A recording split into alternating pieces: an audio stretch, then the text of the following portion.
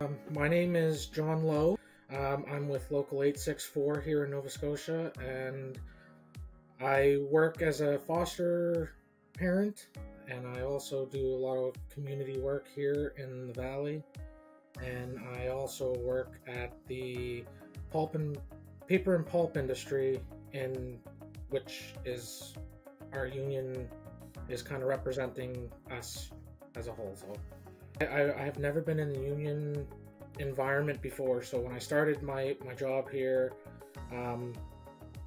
they were looking for people to represent the union in our work. So I signed my name up to be part of our safety board. So I deal with all the safety stuff at work. And one of the people from UFCW that comes to our meetings come to me and asked if I wanted to be part of the Indigenous Subcommittee, and I said I'd love to. And he wrote my name down, emailed some people, and that's how I got started with the Indigenous Subcommittee. I enjoy helping people, and being able to hear what other people are doing to help other people helps me to spread everybody's work, and I'm hoping to do a lot more. So that's why I'm part of this. I also want people to know what our struggles are. It was emotional for me.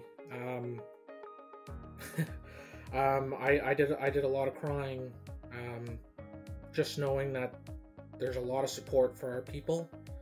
I didn't know that there was that much support going around, and when I met Eric for the first time down there, he kind of talked to me for a little bit and said that if it makes you that emotional, you know, you're doing the right thing, and it's okay to cry. So it was very emotional for me to just know that there's people there for us, and especially our Indigenous women, because of what's going on with them, and them going missing, murdered, and it's very emotional for me. I wanted to do a lot more for our people. I had another career lined up that I wanted to do. I wanted to be a firefighter, and he told me, he said, if you're, you know, the ancestors were speaking to him, and he told me that I needed to help my people. So I took that first step and started doing that here at home. My wife and I were approached by Mi'kmaq Family and Children's Services, because we had been foster parents for 10 years, still are, and they wanted us to open our home as a hub home. So basically we get 10 foster homes that are within our area, and our job is almost like the grandparents. We are like their extended family, so we are there to support those families and their youth, and not just the foster children that are in their care, but you know, their biological kids, their adoptive children, and we are having a blast. So I'm really enjoying this process of helping our people. Our children and youth go through a lot.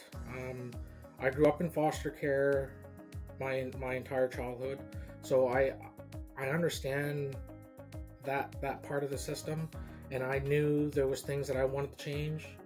So I feel like I can connect with the children and youth in care. When we did our lobbying in Ottawa, I asked my wife that I wanted a new ribbon shirt to take with me, because I only had the one, and she talked to her grandmother to make me one, and she told me that basically you need to pick out your colors, and you need to find out what's going to stand out for you. And I never got back to, I never told my wife what colors I wanted. So she knew that because I was a firefighter, volunteer firefighter here in our community, she said she had picked out my colors, and they all represent fire and smoke. So that's what the colors are.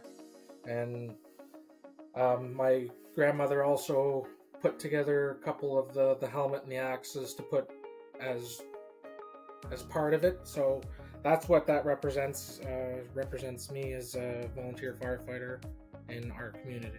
Don't be scared to learn who you are, and don't be scared to help other people, because we are losing our culture all across Canada, the States, and we need to bring that back, and we need all the help we can get.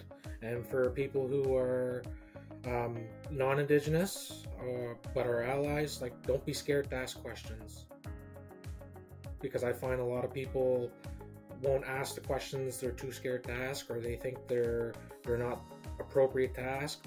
But I always tell people, don't be scared to ask questions.